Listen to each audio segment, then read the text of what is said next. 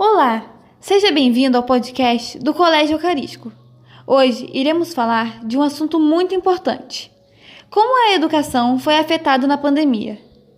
Como em todas as áreas e setores, a educação sofreu muito com os efeitos da pandemia, onde alunos e professores tiveram que se manter distantes e apenas se comunicando através de recursos online. Porém, vale ressaltar que esses recursos não foram para todos. Muitos alunos e professores não tinham aparelhos digitais ou até mesmo internet para se comunicar, impedindo assim a transmissão do conhecimento. Além disso, com as aulas online, o rendimento tanto do aluno, tanto dos professores, não era igual como a do ensino híbrido, pois em casa era muito fácil se distrair e assim afetando no aprendizado. Hoje, iremos ouvir uma entrevista com uma professora chamada Thaís, onde ela irá responder algumas perguntas sobre essa situação. Como foi o ensino na pandemia? O ensino na pandemia ele foi desafiador, por vários motivos. Primeiro que a pandemia era algo completamente desconhecido, tanto o vírus, como tratar e como lidar com ele, né?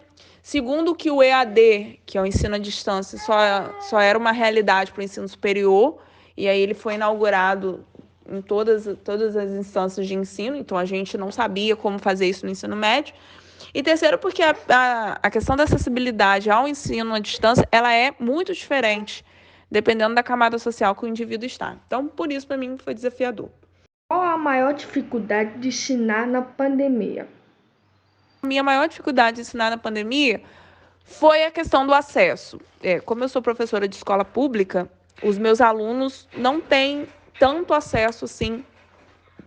E isso gerou muita dificuldade, porque a premissa maior do EAD na pandemia foi exatamente isso. Você tinha que ter um computador, um celular, um notebook, um tablet, com internet e ligado à luz elétrica, e enfim, isso era muito difícil para o aluno da escola pública, porque eles não têm esse acesso tão livremente assim, é algo dificultoso. Então, o acesso tanto à internet quanto aos meios eletrônicos, e aí às vezes tinha um celular para toda a família, ou senão não tinha celular, ou quando tinha celular não tinha computador, ou quando tinha computador não tinha internet. Então, isso foi um problema e foi um problema constante em todo o período pandêmico. 3. A senhora acha que o ensino EAD foi um bom preparo para os alunos e que não é necessário fazer um reforço dos conteúdos estudados? Não foi bom, mas era o que estava na época, né? Era o que poderia ser feito. São 2 anos, se não seriam 2 anos parados, então o pouco ainda é melhor do que o nada, então por isso que eu acho que bom não foi, mas ainda assim era o que dava para ser feito, e enfim. Não, eu não acho que tem que ter um reforço, porque a gente reforça aquilo que foi aprendido. No caso, na maioria dos casos, a gente vê muita coisa não sendo aprendida, né? Muitas coisas sendo mal feitas. Então, eu não gosto da palavra reforço. Eu preferiria usar uma aula de fato do que deveria ser dado, mas uma aula nova, não um reforço, como se algo tivesse sido muito bem aprendido e você só tem que reforçar. Não colaboro com essa ideia. O ensino feito em meio da pandemia trará problemas para a próxima geração? Não concordo com essa ideia. Eu acho que não é a próxima geração que vai sofrer. Eu acho que é essa geração que já está sofrendo. Porque não foi essa geração que não estudou. Então, essa geração ela vai trazer e vai carregar consigo, durante alguns anos, esse efeito de pandemia, né? Esse efeito do EAD meio que forçado, que foi o que aconteceu. Como educadora, você acha que o Ministério da Educação e o governo fizeram tudo o que podiam para que os alunos tivessem uma educação de qualidade durante a pandemia? Eu acho que eles não fizeram nem o que eles poderiam e nem o que eles deveriam. Primeiro que eu acho que o primeiro momento do governo foi negar, enquanto a situação já estava muito avançada e alarmante. Então, essa posição negacionista atrapalhou e muito o ensino.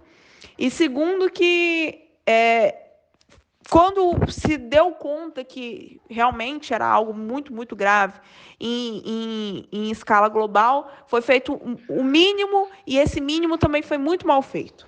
Você acha que o ensino pandêmico revelou mais descaradamente a desigualdade social? As desigualdades sociais sempre existiram. E ela é muito bem sentida, ela é muito bem vivida, ela é muito bem notada pela classe social mais baixa, né? Pelos pobres, pela aqueles que realmente necessitam, ela sempre foi vista. A questão é que a pandemia trouxe problemas e aflorou problemas que, de fato, já eram sentidos pela classe mais baixa. Agora a gente tem uma classe média também sentindo isso. Então, a gente tem uma classe média que não está alcançando bem os estudos. A gente tem uma classe média que está com problema de acessibilidade. A gente tem problema, enfim, a gente tem problemas que já eram problemas, e agora a gente tem esses problemas, além de estar sendo sentida por outra classe, a gente tem esse problema sendo escancarado. Então, a gente tem uma desigualdade social que já é muito gritante, agora a gente está com ela televisionada, a gente está com ela na rede social. Então, isso fez, de fato, abrir mais os olhos. Ora, se a gente precisa de uma internet de qualidade para dar um ensino à distância e o aluno não tem nem internet, quem dirá de qualidade, como que ele vai estudar? Então, sim, essa questão da desigualdade social, ela não foi desmascarada, mas ela foi colocada em pauta. E aí foi criticado e foi julgado por todos, o que já era muito existente. Então, chegamos ao final desse podcast e quero agradecer à entrevistada Thaís e aos entrevistadores Letícia, Ana Vitória e Lucas pela belíssima entrevista. E espero que tenham gostado. Um beijo e até a próxima!